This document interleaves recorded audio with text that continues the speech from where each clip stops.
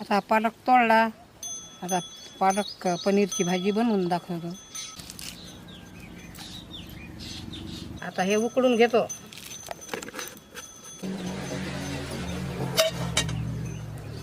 आता भाजी उकळली. आता हे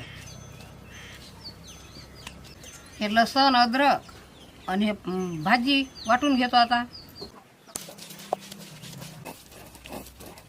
झाला वाटणं. आता पनीर तळून काढतो. आता